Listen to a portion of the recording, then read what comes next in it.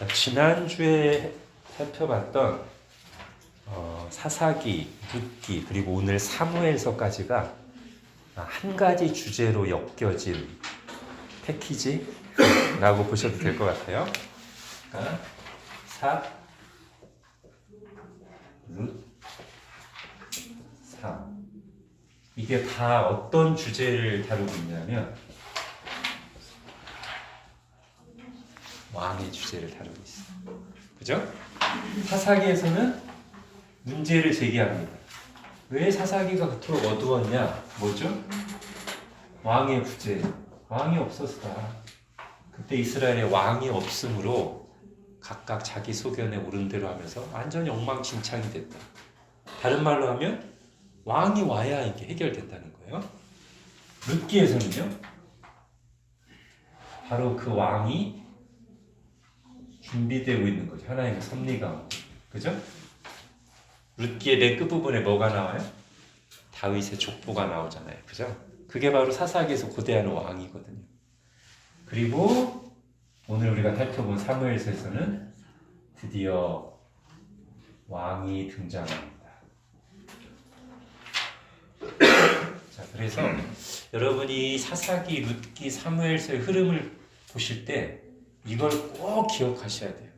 이거는 사사기, 룻기, 사무엘서의 중요한 주제의 맥락일 뿐만 아니라 성경 전체에서도 굉장히 중요한 주제입니다. 왜냐하면 일단 왕이 나온 이상 우리가 뭘 생각하지 않을 수 없냐면 이 왕이 다스리는 왕국, 그죠? 왕 이야기는 반드시 왕국 이야기랑 연결되거든요. 이게 결국 뭐겠어요? 하나님 나라 아니겠습니까? 하나님이 왕으로서 다스리시는 나라. 그게 하나님 나라잖아요. 그리고 그게 성경에 제가 주제라고 말씀드렸잖아요. 예수 그리스도와 하나님 나라가 구약부터 신약까지 성경 전체를 관통하는 주제다라고 했는데 바로 그 왕 이야기를 굉장히 집중적으로 다루고 있는 책이 오늘 우리가 살펴볼 사무엘서라는 거예요. 여기서도 문제 제기를 했어요. 그리고 여기서도 살짝 보여줬어요. 그렇지만 진짜 왕 얘기에 집중하는 책은 뭐냐면 오늘 우리가 살펴볼 사무엘서란 말이죠. 자, 그럼 이 사무엘서에서는 어떤 식으로 왕에 대해서, 하나님 나라에 대해서 얘기하는가? 중간에 계속 보겠지만 먼저 첫 번째 이렇게 정리를 하고 갈게요. 사무엘서는 두 가지 방식으로 왕 이야기를 합니다. 하나는 이제 하나님의 왕 되심인데요.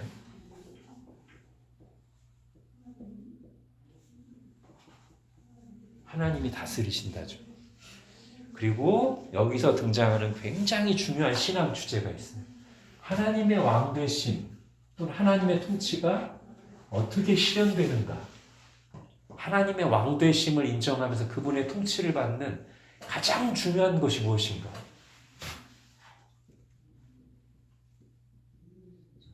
순종. 사무엘서에서 굉장히 중요한 주제예요. 그리고 저 주제가 가장 선명하게 드러나는 것은 아이러니컬하게도 이 순종의 반면교사죠. 성경에 나오는 순종의 가장 두드러진 반면교사. 누굴까요? 사울. 이 사울이 두 번 하나님께 불순종함으로써 왕의 자리에서 쫓겨나거든요. 자, 이건 좀 이따 하고요.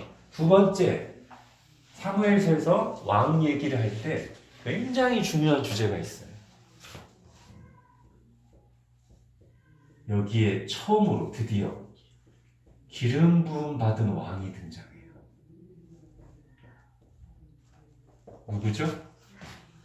물론 사울도 왕이지만 저 사람은 버림받으니까 저 사람은 이제 실패한 왕. 하나님의 왕 되심을 실현하지 못한 왕이에요. 하나님의 통치를 잘 받으면서 본인이 이 하나님 나라의 모습을 드러낸 왕이 누구냐면 다윗이란 말이죠. 그런데 이 다윗이 등장할 때 기름 부음 받은 왕이란 말이에요. 기름 부음 받은 자 여러 번 했죠? 히브리어로 히브리어로 메시아, 헬라어로 그리스도, 기름 부음 받은 자라는 뜻이에요. 메시아라는 말이 그리스도라는 말. 그런데 바로 그 기름 부음 받은 자로서 특히 왕인 사람, 하나님 나라를 실현하는 사람, 다윗이 사무엘서에 등장한단 말이죠. 그러니까 사무엘서가 얼마나 중요한 책이겠어요. 자, 그리고 또 다른 면에서 봐도 사무엘서는 굉장히 중요한데요. 자, 창세기 11장까지는 고대 역사였고 12장부터 이제 하나님 나라 백성들의 이야기가 쭉 펼쳐져서 구약 전체 끝까지 가잖아요. 그 아브라함이 등장했을 때 시기를 대략 언제로 잡냐면 BC 2000년경으로 봅니다. 물론 아주 명확한 건 아니에요. 근데 거의 뭐 대부분 신학자들, 성서학자들이 아브라함의 때를 대략 BC 2000년경으로 봐요. 그러면 다윗은 언제냐? 딱 절반 BC 1000년경입니다. 그리고 이때부터는 이제 연도가 어느 정도 역사적인 자료들에 의해서 검증이 됩니다. 그러니까 다윗이 BC 1000년경 사람이라는 건 그냥 거의 팩트예요, 그냥 이거. 자, 그리고 이제 예수님이 BC와 AD를 갈라놓으신 분이죠.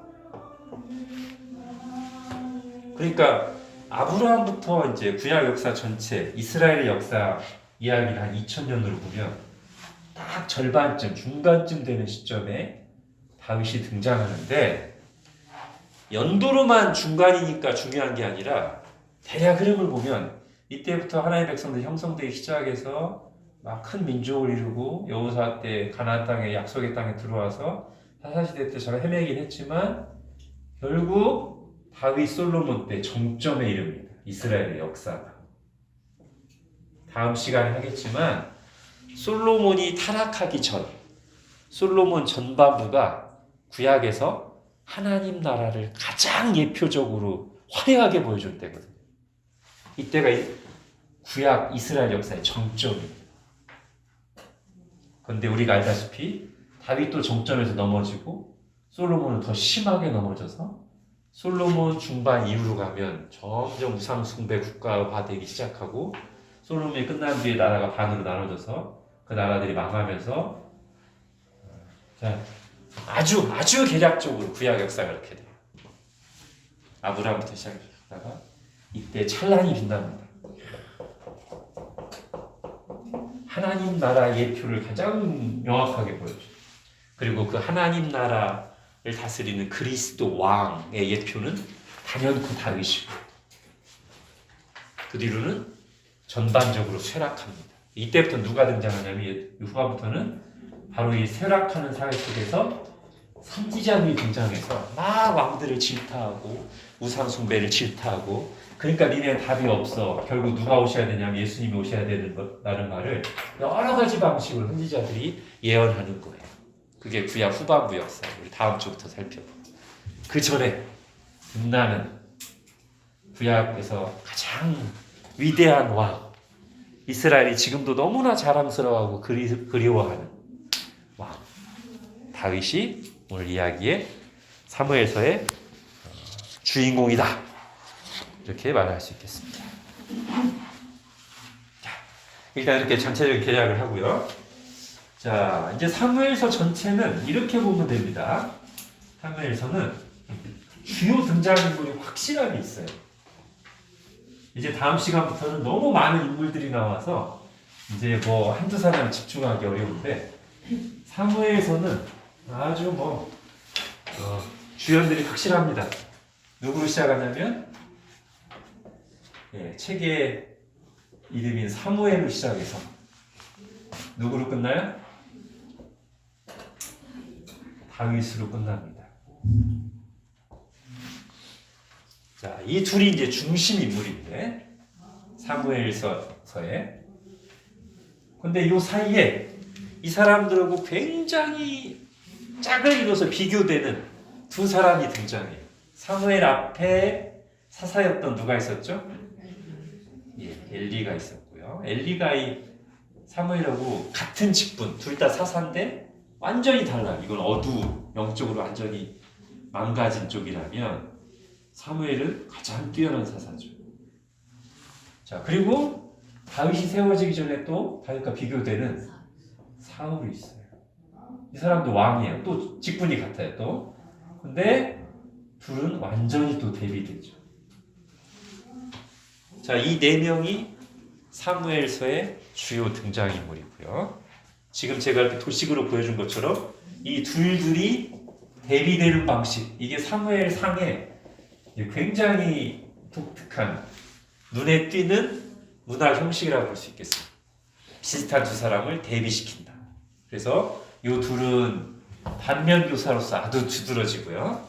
이 둘은 구약에서 손꼽는 위대한 믿음의 사람들로 등장하죠. 자, 그리고 이제 여러분 구약개관 하시니까 이런 것도 보시면 좋겠어요. 여기까지가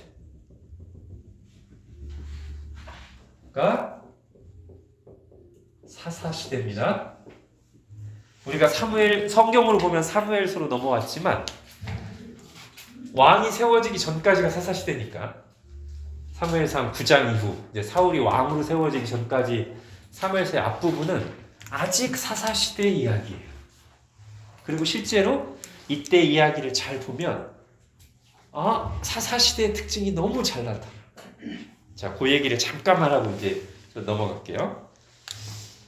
자, 사무엘상 이 왕정으로 넘어가기 전에, 왕정시대로 넘어가기 전에 앞에 보면 두 번의 전쟁이 나옵니다. 딱 대비되는 두 번의 전쟁이 나와요. 4장에 한번 나오고요. 8장에 나옵니다. 뭐가요? 전쟁. 블레셋과의 전쟁이 나와요.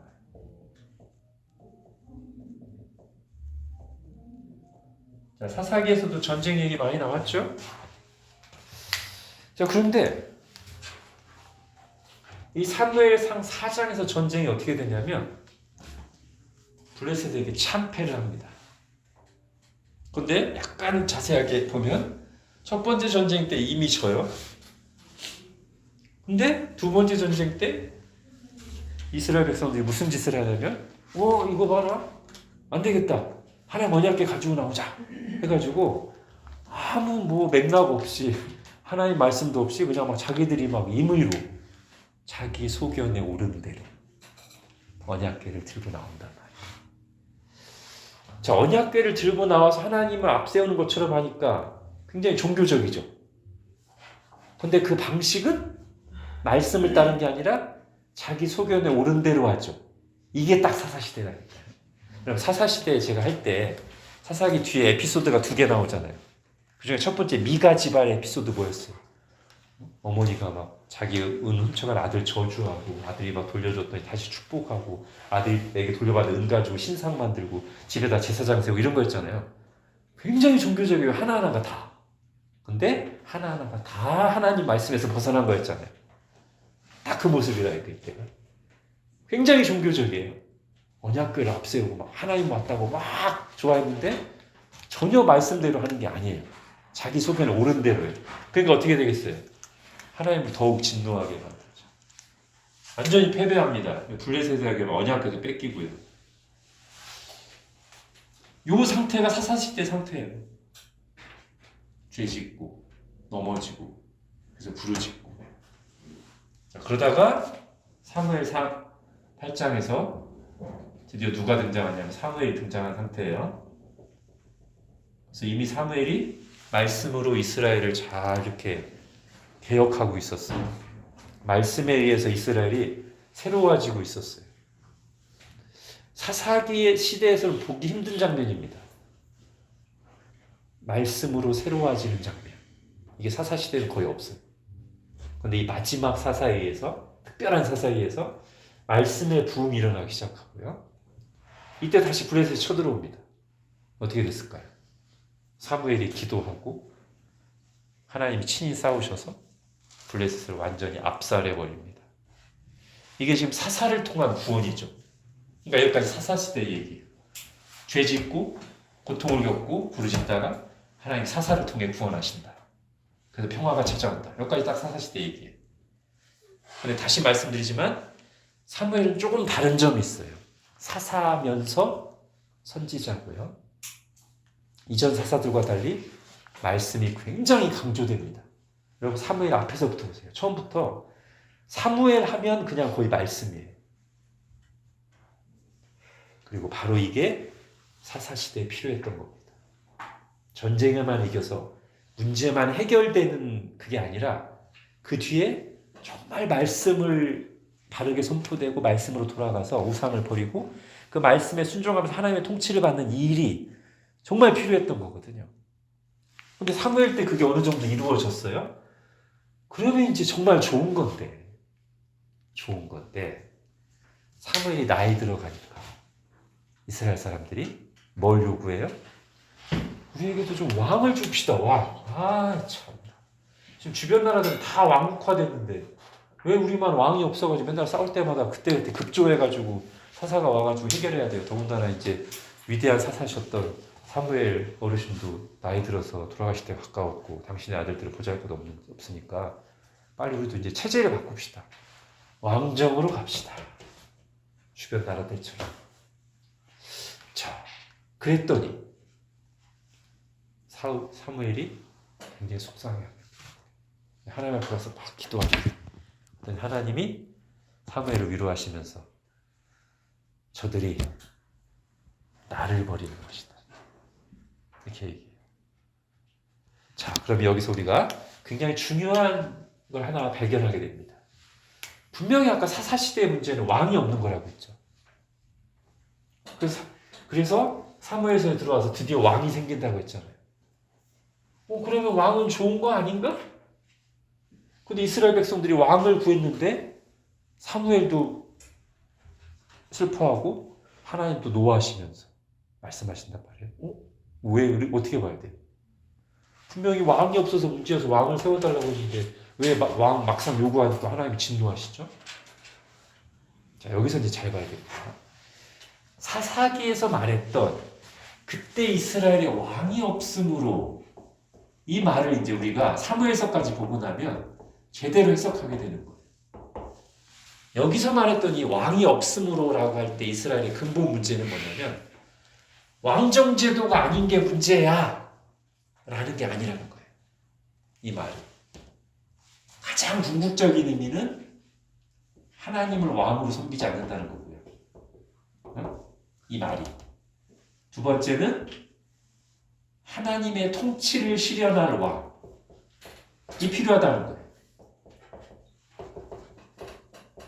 여러분 이걸 잘 정리하시기 바랍니다. 사사기에서 사사시대의 근본 문제로 지적했던 그리고 사사시대를 정말로 해결할 소망처럼 얘기했던 요 말, 그때 이스라엘이 왕이 없으므로 이 말은 문제로 보면 하나님을 왕으로 섬기지 않는 것, 하나님의 통치를 받지 않는 것, 그걸 문제라고 지적하는 것이고, 소망이라는 입장에서 보면 그러면 장차 어떤 왕이 와야만 이 사사기의 어두운 문제가 해결되냐면 그냥 왕정제도만 세워지면 되는 게 아니라 하나님의 통치를 실현할 왕이 와야 된다는 거예요. 근데 이스라엘 백성들이 지금 요구한 건 뭐냐면 하나님의 다스림을 받으면서 하나님의 통치를 실현할 왕을 원한 게 아니라 눈에 보이는 이방 나라에 있는 절대 권력을 가지고 우리를 도와줄 그런 왕정제도를 원했던 거죠. 그러니까 이것은 어떻게 보면 왕을 원하고 있지만 사실은 여전히 하나님을 왕으로 인정하지 않겠다는 뜻이에요. 우리는 눈에 보이지 않는 하나님 왕 말고 눈에 보이는 왕이 필요하다고요. 빨리 사무엘 당신이 죽기 전에 우리에게 그 인간 왕 좀 세워달라니까요. 그랬더니 하나님도 사무엘도 인간들이 이렇게 된 거예요. 자, 여기서 원하는 답은 왕정제도 자체가 아니라 하나님이 왕 되시는 거고 그 하나님의 통치를 실현할 왕이 왔어요. 자, 근데 하나님이 원래 계획이 있으셨기 때문에 왕을 세울 계획이 있으셨기 때문에 한편으로는 이스라엘이 저렇게 이방과 똑같은 왕을 구하는 게 잘못이라고 지적하시면서도 사무엘에게 뭐라고 하냐면 그냥 왕 세워줘. 내가 계획 있으니까 왕 세워줘 라고 합니다. 경고와 함께. 그래서 첫 번째 왕이 세워집니다. 사울. 다른 사람보다 머리 하나가 더 있다고 하는 아주 준수한 용맹스러운, 그리고 한때는 겸손했다. 사울이 왕으로 딱 세워지고 그가 초반에는 왕의 역할을 어느 정도 합니다. 그런데 곧 이 사람의 문제가 드러나요. 본색이 드러나요. 그게 아까도 말했지만 두 번의 불순종으로 드러납니다. 두 번의 불순종. 자, 저 두 번의 불순종이 뭐냐? 둘 다요. 공통점이 있어요. 둘 다 첫 번째 공통점은 예배와 관련있고요. 제사. 하나는 둘 다 전쟁과 관련이 있어요.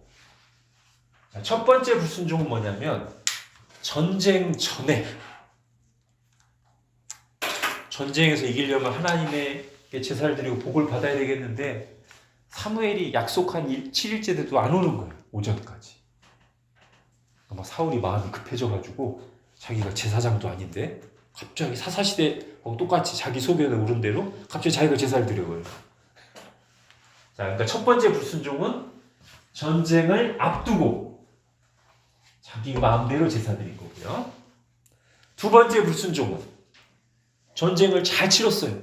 대승을 거두었어. 근데 하나님께서 그 아말렉 족속이 너무 악한 족속이기 때문에 진멸하라고 했거든요.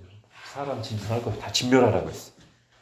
근데 사울이 전쟁 잘하고 나서, 아까는 전쟁 전이었다고 이 말은 전쟁 잘 이기고 나서 하나님께 제사 드리겠다는 핑계로 좋은 짐승들을 남겨옵니다. 자, 요 두 번의 불순종.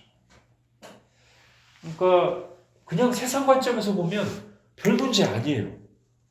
좀 전쟁하기 전에 좀 하나님의 도우심을 구하기 위해서 하나님께 제사를 드렸는데 그게 뭐가 그렇게 큰 문제예요 라고 할 수 있고, 또 하나는 전쟁 하나님 하라고 해서 열심히 잘 싸우고 마지막에 다른 이유도 아니고 제사 드리겠다고 좀 짐승 좀 남겨왔는데 그게 뭐가 문제예요 라고 말할 수 있지만 하나님은 이 두 번으로 사울을 버려버리십니다.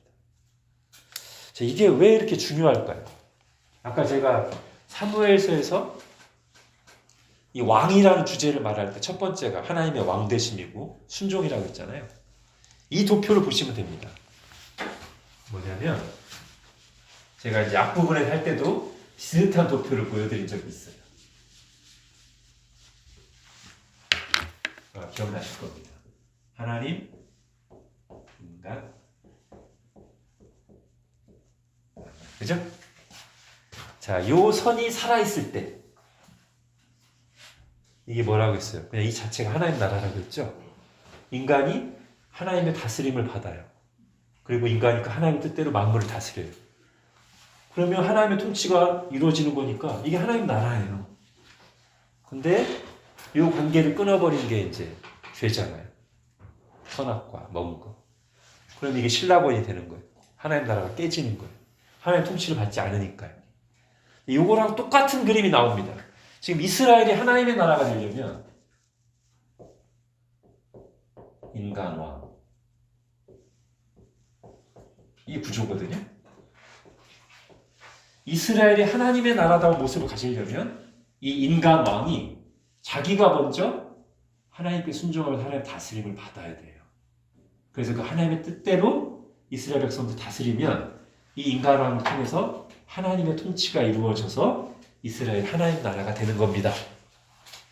근데 이 인간왕이 하나님 다스림 받지 않게 되면 어떤 방식으로?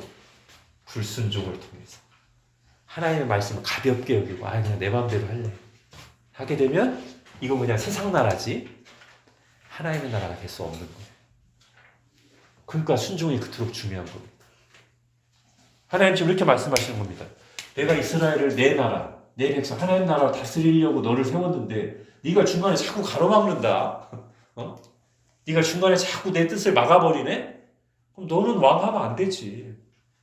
너 때문에 오히려 지금 내 통치가 막히는데? 너 아웃. 이게 사울 얘기예요. 쉽게 말하면. 그러니까 순종은 작은 문제가 아닙니다. 이걸 우리에게 적용하면 우리가 어떻게 하나님을 왕으로 인정한다는 것을 드러낼 수 있냐면 순종할 때. 뭐에? 하나님의 말씀을 내가 가볍게 여기지 않고 순종할 때. 그때 내가 하나님을 왕으로 섬긴다는 것을 삶으로 보여주는 것이고 그때 우리에게 뭐가 임할까요? 하나님 나라가 임하는 거죠. 우리 공동체가 일신교회 공동체가 하나님의 말씀이 목사를 통해서 바르게 선포되고 또 그 말씀을 받은 성도들이 그걸 하나님의 말씀으로 받으면서 그 말씀대로 살려고 노력할 때 하나님 나라 공동체다운 모습이 드러나는 거예요. 하나님 주시는 은혜가 살아있게 되는 것이고요.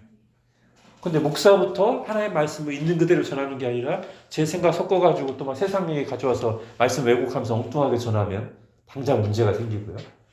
혹은 또 제가 바르게 선포했는데 성도들이 다 말씀 제대로 받지 않고 자기 생각대로 산다 그러면 역시 하나님의 나라다움이 제대로 드러나지 않고 우리도 하나님의 나라를 제대로 누리지 못하는 게 됩니다. 이게 중요한 거예요.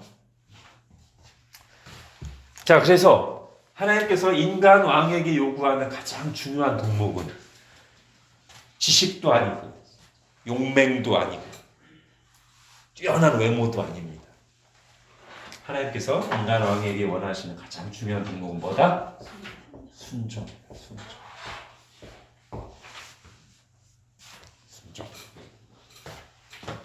네.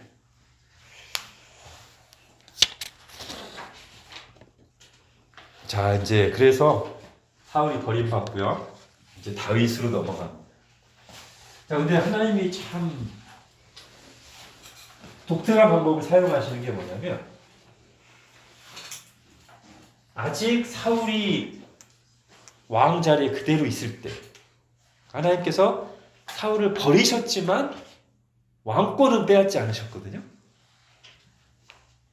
그러니까 시차가 있는 거예요. 하나님은 하나님이 인정하시는 왕으로 사울을 인정하시지 않고 버리셨어요, 이미.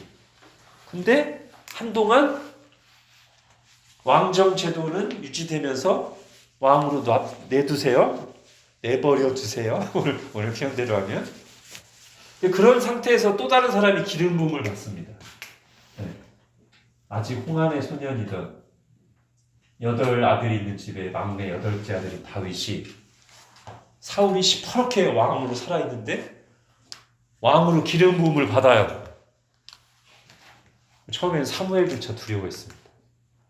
아니 하나님, 사울이 저렇게 시퍼렇게 살아있는데 제가 딴 사람을 왕으로 기름 부으면 사울이 저 죽이려고 할 텐데요. 사무엘조차 그렇게 얘기했어요. 어쨌든 가서 왕으로 세웁니다. 그러다 보니까 이제 어떤 일이 일어나게 될까요? 이 둘 사이에 갈등이 일어나는. 물론 처음부터 그런 건 아니었습니다. 처음에는 이 다윗이 아직 사울에게 위협이 되지 않았어요. 오히려 다윗에게 굉장히 큰 도움을 주죠. 2번에 걸쳐서. 첫 번째 뭐냐면, 자, 하나님이 사울을 버리시고 나서 성령님이 떠나십니다. 성령님은 누구에게 오냐면 다윗에게. 그리고 오히려 악령이 사울을 지배해요. 사울이 막 정신적으로 굉장히 고통을 겪습니다. 그때 이제 다윗이 와가지고 하프를 딱 타주면 굉장히 이제 기분이나 영적으로 이렇게 좋아지는 거예요. 그래서 사울이 다윗을 좋아했습니다. 또 하나는 엘라 골짜기에서 골리앗이라고 하는 블레셋 장수가 나타나서 40일 동안 이스라엘을 막 모독합니다. 이스라엘 하나님 모독합니다. 근데 사울도 좀 크지만 이 골리앗은 거인이에요. 일단 도량형이 정확하진 않지만 2m가 넘는 건 확실한 것 같습니다. 아무리 봐도. 엄청난 거구가 와서 막 쩌렁쩌렁하니까 사울도 이스라엘 백성들도 다 두려움에 아무 말도 못하고 있어요. 원래 왕의 직무는 뭐냐면, 기름 부음 받은 왕의 직무가 2가지예요. 자기 백성을 구원하는 것과 자기 백성을 통치하는 거거든요. 사울이 이 역할을 해야 되는데 못하고 있잖아요, 지금. 굉장한 위기죠. 근데 그때 누가 혜성같이 등장합니까? 다시 다윗이 등장. 우리가 잘 아는 것처럼 다윗과 골리앗. 다윗이 물맷돌로 골리앗을 한 방에 보내버립니다. 제가 설교 때도 말씀드렸지만 다윗이 골리앗을 한 방에 보내버린 거는 아주 작은 자가 아주 큰 자를 이긴다라는 오늘날 세상에서 사용하는 그 이미지도 물론 있어요. 그 교훈도 있지만 사실 다윗과 골리앗 이야기의 더 중요한 주제는 뭐냐면 다윗이 기름 부음 받은 자로서 자기 백성을 구원했다는 이야기예요. 사울이 원래 그 일을 해야 됐는데 사울에게서 성령님이 떠났죠. 그 역할을 못해요, 사울은. 그럼 누가 자기 백성을 구원하냐면 다윗이. 아직 어리지만 기름 부음 받은 자의 다윗이 자기 백성을 구원하는 이야기가 뭐냐면 다윗과 골리앗 이야기다 라고 할 수 있습니다. 거기까지 좋았는데 골리앗을 제거할 때까지는 다윗은 사울의 은인이었어요. 아주 사랑스러운 청년이었어요. 근데 좀 지나고 나서 다윗의 주가가 점점 올라가기 시작합니다. 가는 곳마다 승리해요. 백성들에게 인기가 점점 올라가. 그런 상황에서 어떤 눈치 없는 여인들이 사울의 마음에 불을 지르는 노래를 부르기 시작했습니다. 사울과 다윗이 각각 말을 타고 딱 전쟁에 승리하고 돌아오는데 여인들이 막 속을 치면서 사울이 죽인 자는 천천히고 다윗이 죽인 자는 만만이요. 어떻게 되겠어요? 아니 그런 얘기 듣고 좋아할 왕이 어디 있습니까? 그죠? 불을 지른 거죠. 그때부터 이제 사울이 더 이상 다윗은 충직한 믿음직한 부하장수가 아니에요. 언제든지 백성들의 인기를 등에 업고 내 자리를 위협할 수 있는 적수예요. 그때부터 막 다윗을 죽이려고 수년간. 자, 이게 이제 제가 말씀드린 하나님의 섭리라는 거예요. 왜 하나님이 진작에 사울을 버리셨으면 사울 왕에서 몰아내시고 깔끔하게 그냥 깔끔하게 다윗을 왕으로 세우셨으면 얼마나 좋아요. 하나님의 방법은 그게 아니고 사울을 그대로 두고 다윗을 그 밑에 두셔서 고난의 학교에서 왕의 수업을 받게 합니다. 반면교사를 눈으로 보면서 저러면 안 되지. 보고 그를 통해서 가해지는 엄청난 핍박과 고통소리를 겪으면서 전혀 훈련 없이 갑자기 그냥 외모 하나로 왕이 됐던 사울과는 다르게 차곡차곡 연단을 받으면서 준비된 하나님의 사람으로 목자 왕으로 자라나기 시작한단 말이죠. 자, 그러면서 이제 이 다윗의 이야기는 그리스도를 예표하는 이야기로 점점 그 모양을 갖추어가기 시작합니다. 그 대표적인 게 뭐냐면 다윗이 이제 쫓기다가 초반에 어디서 세력을 형성하게 되냐면 아둘람이라고 하는 굴이 있어요. 24장인가? 사무엘상 24장쯤 보면 사울에게 막 쫓겨서 왕궁에서 나와서 막 광야를 전전긍긍하다가 아둘람 굴이라는 곳에 있을 때 거기에 딱 자리를 잡았을 때 다윗의 가족들도 다윗을 찾아오고요. 또 누구도 찾아오냐면 억울한 자, 빚진 자, 사울의 통치 아래서 고통을 겪는 자 이런 사람들이 한 400명 정도가 다윗 밑으로 딱 모여들어요. 저는 이때 모여든 사람들을 이렇게 표현해도 좋을 것 같습니다. 마음이 가난한 자들, 소수의. 자, 그리스도의 예표인 다윗의 하나님 나라 이야기는 이렇게 시작되는 거예요. 쫓기면서 아주 궁벽한 곳에 마음이 가난한 자들 소수한 게 시작돼서 점점 나중에 예루살렘을 차지하고 위대한 왕이 되죠. 그리고 통일 이스라엘의 왕이 됩니다. 이 이야기가 장차 예수님을 통해서 이루어질 하나님 나라 진행 이야기의 예표 역할을 한다는 거죠. 여기는 어디에 해당될까요? 예를 들면 갈릴리, 예수님이 소수의 제자들을 불러 모아서 산 위에서 마음이 가난한 자는 복이 있나니 천국이 그들의 것이며 라고 말씀하시고, 또 그들에게 어떤 비유도 말씀하셨어요. 천국은 마치 밭에 심은 겨자씨 하나와 같은, 처음에는 아주 작은 것이로되 나중에는 점점 커서 큰 나무가 돼서 새들이 깃들인다 말씀하셨잖아요. 그죠? 그걸 이제 예표로 보여주는 게 요 모습이라는 거죠. 그러니까 우리가 항상 다윗을 볼 때 그냥 다윗 한 개인의 신앙, 물론 그것도 봐야 돼요. 근데 이 숲을 볼 때는 아까 사사기부터 시작해서 사사기, 룻기, 사무엘서로 이어진 이 숲을 볼 때는 이건 왕의 이야기고 기름 부음 받은 왕의 이야기고 하나님 나라의 이야기구나. 이 모든 것들이 다 장차 예수님께서 오셔서 하신 일들을 그림자로 예표로 보여주는 것이구나라고 볼 수 있어야 된다는 것이죠.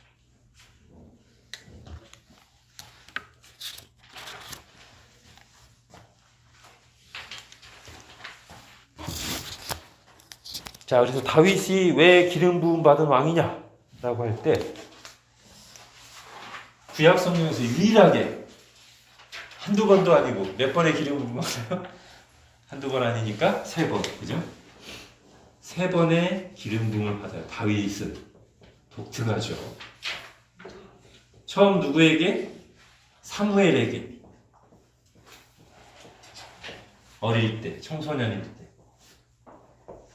사무엘에게 한 번 받아요. 그 다음에 사울이 죽고 나서 다윗이 어느 지파죠? 유다 지파죠. 자, 다윗이 속한 유다 지파 사람들이 찾아와서 다윗에게 또 기름을 붓습니다. 그러면서 우리의 왕으로 인정합니다. 그래서 처음 7년 반 동안은 유다 지파만의 왕이었어요. 다윗이. 그러다가 이제 사울의 아들 무비보셋도 죽고 나서 드디어 모든 이스라엘이 다 와서 다시 한번 다윗에게 기름 붓습니다. 그래서 다윗은 독특하게 왕으로 3번이나 기름 부음을 받아요. 그야말로 기름 부음 받은 자죠. 그러니까 여러분, 구약에 기름 부음 받은 직분이 3이 있는데 왕, 제사장, 선지자, 이게 그리스도의 삼중직이잖아요. 예수님이 진정한 왕이시고 진정한 제사장이고 진정한 선지자이시잖아요. 기름 부음 받은 자로서, 메시아로서, 그리스도로서. 그렇지만 이스라엘 사람들이 생각할 때 기름 부음 받은 자 하면 딱 누가 생각날까요? 그냥 다윗이에요. 이스라엘 사람들에게 기름 부음 받은 자 하면 뭐 의심의 여지 없이 그냥 이 사람입니다. 3번이나 기름 부음을 받은 왕. 이스라엘의 가장 영광스러운 시대를 일궜던 그 왕. 이스라엘을 하나님 나라처럼 만들었던 그 왕. 3번 기름 부음 받은 다윗. 이렇게 되는 거예요. 즉 이스라엘 사람들에게 다윗은 그리스도의 대명사다라고까지 할 수 있습니다. 그런데 하나님이 거기에 마침표를 찍어주시죠. 다윗이 이제 왕이 되고 나서 적들을 다 이제 평정하고 평화의 시간이 왔어요. 자기는 좋은 왕궁에 살고 있어. 어느 날 딱 생각해보니까 아직 성전이 없던 시대예요. 성전은 다윗의 아들 솔로몬이 크게 짓죠. 그죠? 그러면 성전 전에는 뭐가 있었어요? 성막. 그죠? 성막이라는 게 뭐죠? 천막. 그죠? 텐트에 있는 거예요. 텐트 모양. 물론 조그만 텐트는 아니에요. 예. 원래 광야 시대부터 모세에게 보여주신 그 양식에 따라서 큰 텐트긴 하지만 어쨌든 아직 텐트에 있는 거예요. 하나님의 언약궤가. 다윗이 볼 때, 와, 이 하나님을 사랑하고 경외하는 다윗이 볼 때 누가 말한 것도 아닌데 한 번도 누가 생각해 본 적도 없는데 다윗이 처음 생각했어요. 나는 이렇게 편하고 좋은 곳에 있는데 하나님 나를 이렇게 높여주셨는데 하나님의 언약궤는 아직 성막에 있다? 이래서는 안 되겠다. 그래가지고 선지자를 불러 나단 선지자 이리 와보시오. 이러이러소. 이래서야 되겠습니까? 제가 주님을 위해서 성전을 지어드리겠습니다. 나단 선지자가 듣다 보니까 이거 너무 아름다운 서원인 거죠. 100% 하나의 뜻인 거죠. 그래가지고 그냥 요즘 말로 뭐라고 하죠? 하고 싶은 거 다 해? 왕이요! 그렇게 하세요. 오케이! 하고 나단이 즐겁게 딱 가고 있는데 하나님이 나단에게 말씀을 주시죠. 가서 다윗에게 말하라. 내가 언제 너보고 성전 지어달라고 내 계획이 다 있다. 그러면서 이제 다윗의 성전 건축을 막으시면서도 다윗에게 굉장히 중요한 언약을 주시죠. 이른바 다윗 언약을 주십니다. 그게 뭡니까? 첫 번째는 네 후손.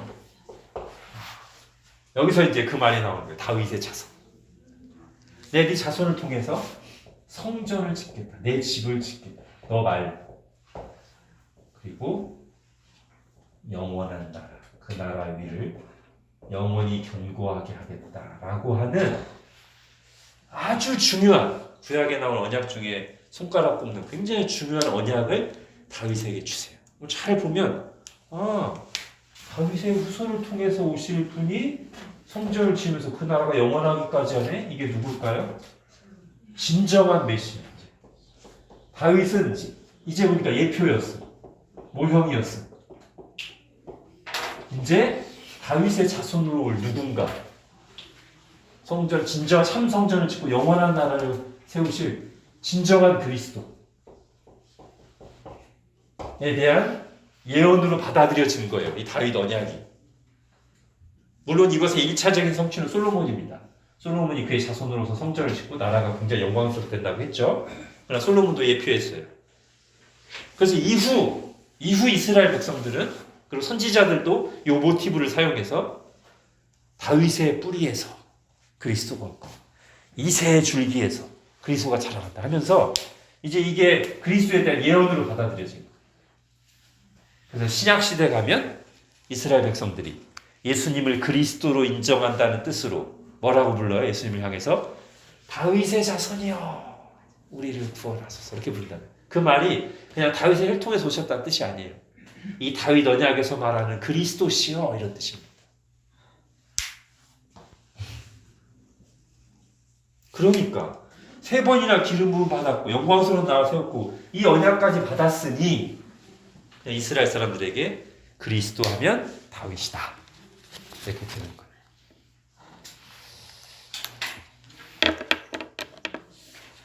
자, 다윗이 영광스러운 시간을 보낼 때 우리가 눈여겨봐야 할 2가지 사건이 있습니다.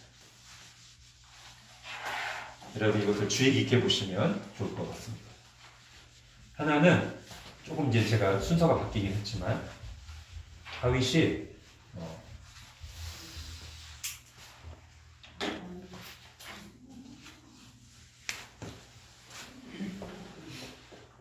사울 요나단의 후손에게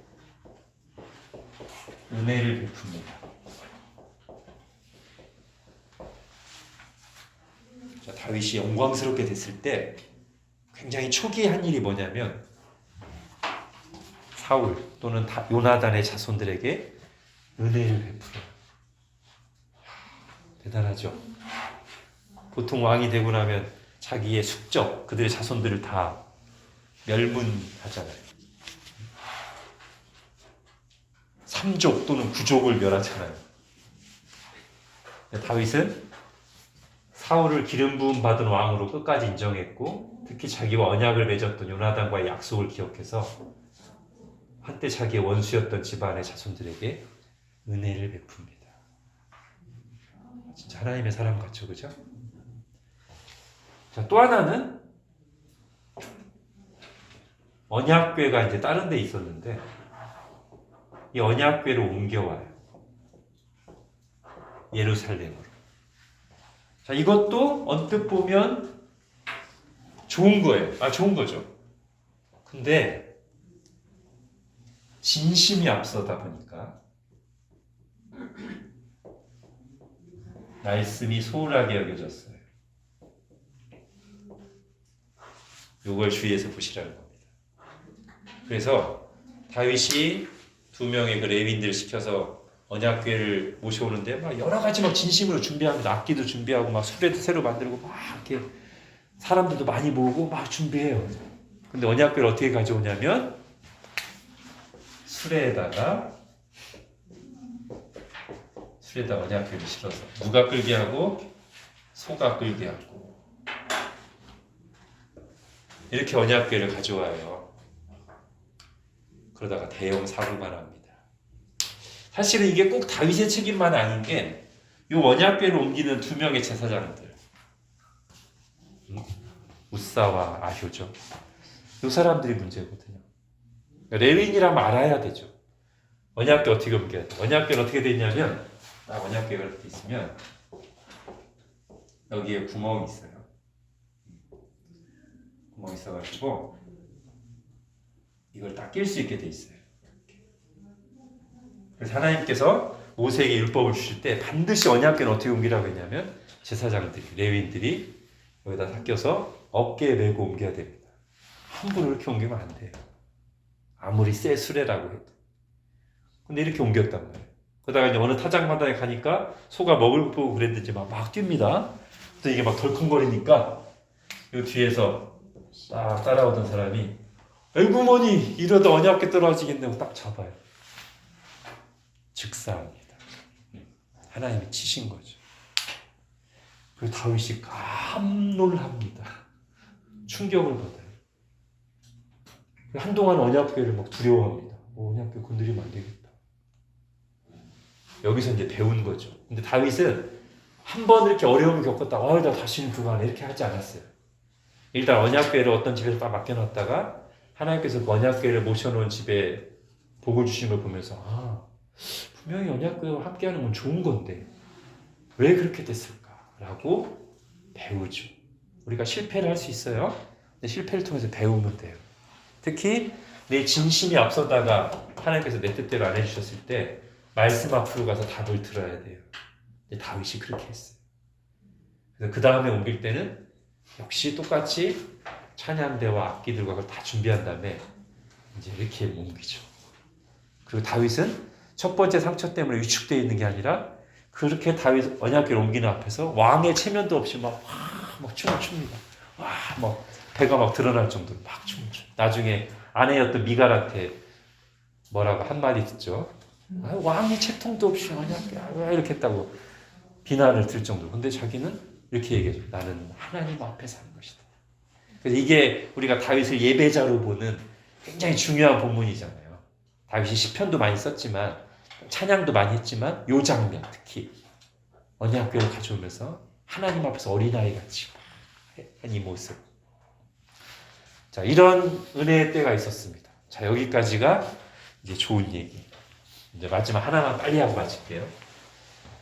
그런데 다윗이 이렇게 성전을 짓는 것까지 너무나 아름다운 모습을 보였는데 원수도 용서하고 원수의 자손까지 잘해주고 하나님 앞에서 정말 사람들이 시가지고 춤추는 모습까지 너무나 아름다운 신앙의 모범을 많이 보였는데 그만 좀 더 시간이 지나서 안주하고 있을 때 어느 여인이 목욕하는 모습을 보고 정욕이 막 솟구쳐서 자기 충성스러운 전쟁 중에 나가 있는 충성스러운 부하장수의 아내인데 몰래 데려다가 간음을 하죠.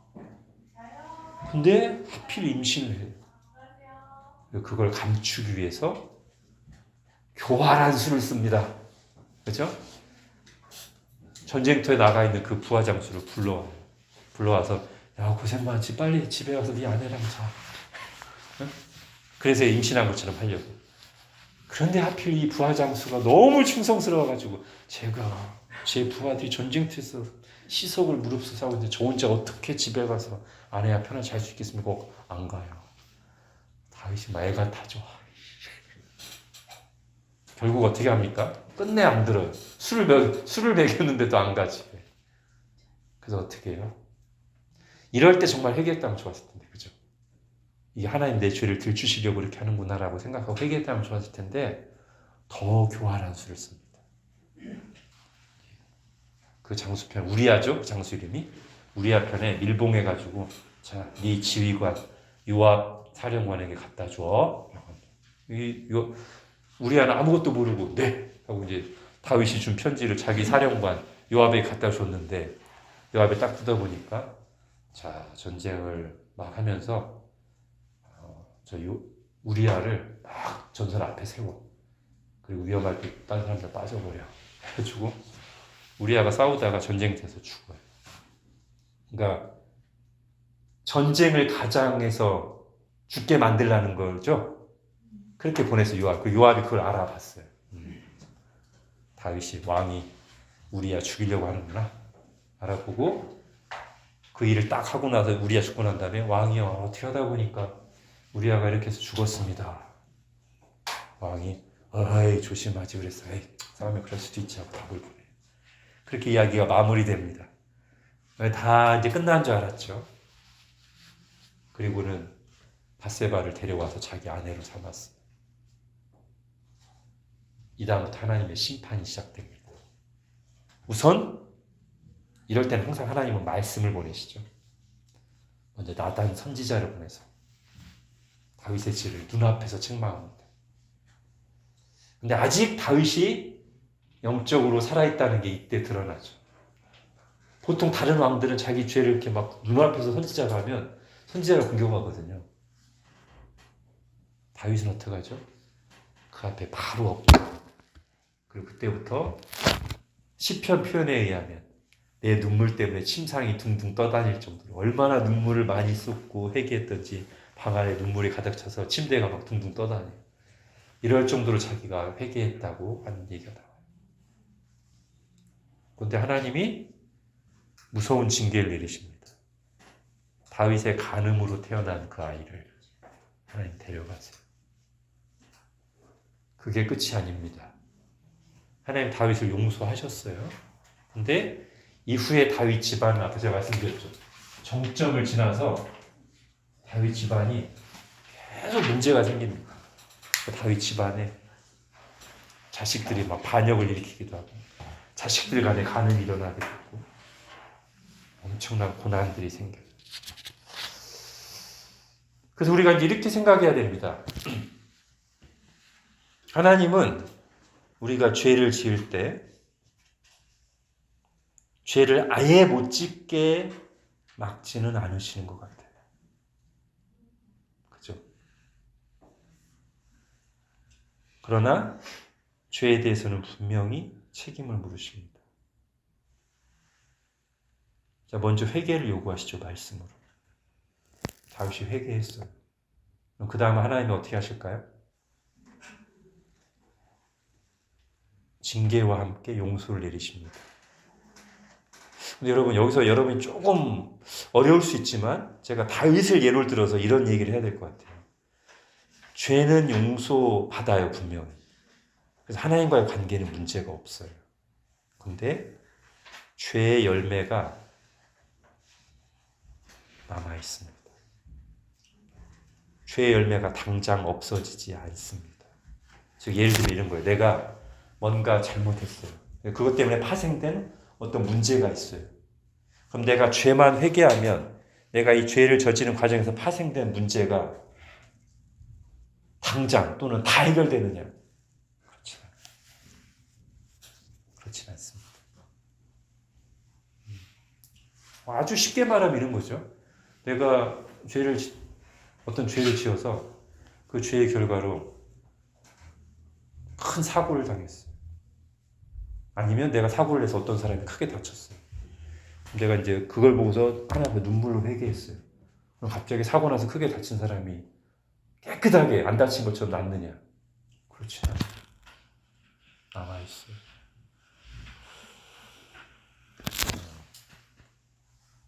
근데 다윗의 삶을 보면 여기서 한 가지 더 해석할 게 있습니다. 나중에 보면 다윗이 그 자기 죄 때문에 파생된 결과들 때문에 고통을 겪으면서 그것 때문에 하나님 앞에서 마음이 낮아집니다. 그래서 죄만 회개할 뿐 아니라 다시 예전의 다윗의 모습으로 돌아오는데 그 죄가 남긴 열매들, 고통이 한몫하는 것을 봅니다. 그래서 저는 이렇게 정리합니다. 죄를 짓고 회개하면, 진실하게 회개하면 죄가 용서받아요. 하나님 관계는 회복됩니다. 그러나 종종 죄의 열매가 남아있을 때가 있는데 그 죄의 열매는, 그 죄가 열매가 주는 고통은 하나님의 사람으로 하여금 겸손히 하나님을 의지하게 하고 영적 회복을 가져오는 도구로 사용된다. 저는 다윗을 보면서 또는 성경 전체를 보면서 이렇게 정리했습니다. 여러분도 한번 잘 생각해 보시기 바랍니다. 자, 그래서 다윗은 이렇게 막 크게 실패하고 그 뒤에 여러 가지 징계를 겪지만 다윗에게 주셨던 언약은, 다윗 언약은 계속 진행됩니다. 그래서 다윗의 자손이 등장하고요. 성전을 짓게 되고요. 견고한 나라가 성취됩니다. 1차적으로는 솔로몬을 통해서, 그리고 궁극적으로는 예수님을 통해서. 오늘 우리는 바로 그 예수님의 예표가 되는 다윗, 그리고 예수님이 세우실 하나님 나라의 예표가 되는 다윗 왕국을 봤습니다. 이렇게 말할 수 있죠. 성경의 주제를 제가 예수 그리스도와 하나님 나라라고 했다면 사무엘상에서는 그 예표를 보여주는데 그게 누구냐면 다윗과 다윗 왕국이라는 거예요. 자, 하나만 더 간단하게 보고 진짜 마칠게요. 자, 저는 사무엘서를 볼 때 약간 누가복음이 사무엘서의 그 흐름을 의도적으로 가져온 건지 아니면 그냥 하나님께서 섭리 가운데 맞추신 건지 모르겠는데 상당히 비슷한 면이 있어요. 사무엘상이 어떻게 시작되냐면 불임 이야기로 시작됩니다. 그죠? 누가? 사무엘의 어머니 한나의 불임으로 시작돼요. 그러다가 하나님께서 아이를 주세요. 하나님이 주시죠.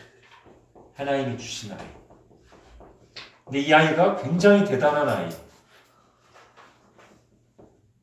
사무엘이죠. 그리고 이 아이에 의해서, 이 사람에 의해서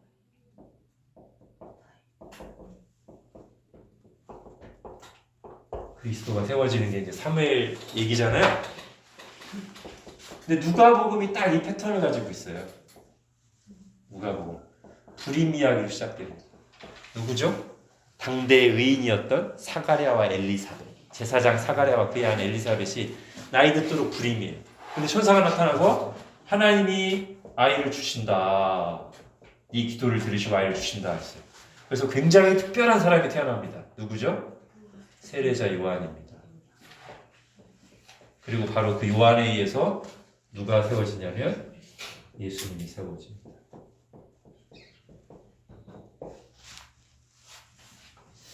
그래서 저는 이 부분도 한 번쯤은 생각해 볼 수 있겠다.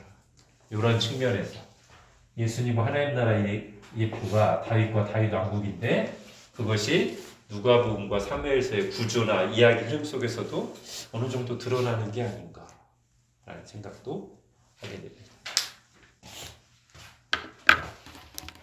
자, 여기까지 하겠습니다. 하나님, 오늘 또 사무엘서를 통해서 구약의 중요한 흐름을 배우게 해주셔서 감사합니다. 특별히 지금 우리가 왕에 대해서 생각합니다. 이 왕의 문제가 바로 성경의 가장 중요한 주제 중 하나임을 말씀을 통해 다시 한번 듣습니다. 이스라엘의 진짜 문제는 하나님을 왕으로 섬기지 않았던 것이었음을 보게 됩니다. 하나님, 우리가 정말 인생을 살아갈 때 매 순간 내가 필요할 때만이 아니라 매 순간 하나님이 나를 다스리고 계신다는 사실을, 그리고 그 하나님의 다스림을 순종으로 받아나갈 때 하나님을 기쁘시게 하고 나도 그 하나님의 주시는 하나님 나라를 실제로 맛보고 누릴 수 있다는 사실을 정말 믿고 반면교사인 사울에게서 교훈을 얻어서 순종의 길, 정말 사는 길, 하나님을 복받고 누리는 길로 갈 수 있도록 저희를 인도하시고 은혜를 내려 주옵소서. 예수님의 이름으로 기도합니다. 아멘.